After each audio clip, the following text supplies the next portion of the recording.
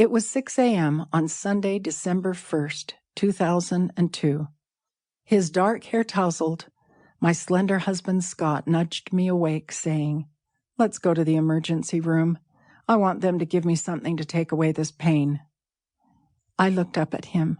His handsome features were scrunched up with some agony that had been hurting terribly for the past few days.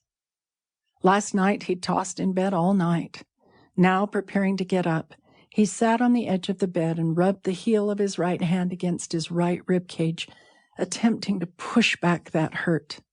Later, I remembered often seeing this action, long before December.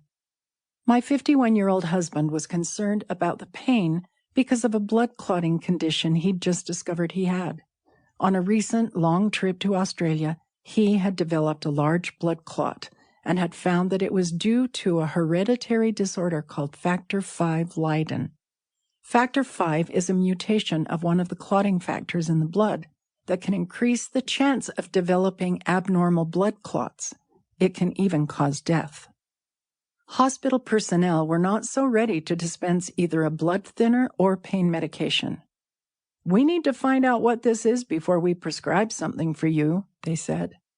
They sent him to have a chest angiography to check the blood vessels in the chest, and then a CT scan to check cross-sections of bones as well as soft tissues.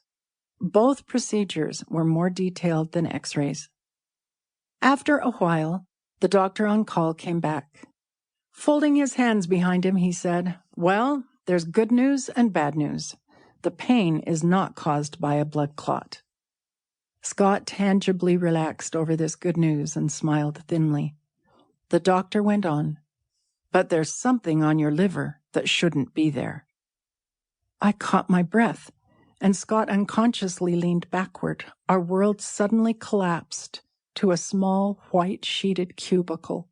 Wasn't the emergency room doctor supposed to wait for the primary care physician or someone else to tell us something unexpected like this?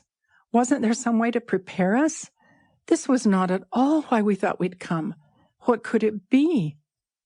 Thus started our 4-month quest for a cure for the something on his liver. Early on during a phone conversation with my daughter-in-law, Lindsay, 2 phrases popped unbidden into my mind with a sort of flicker that felt like a déjà vu. Scott will make a choice. Once chosen, it will be irrevocable.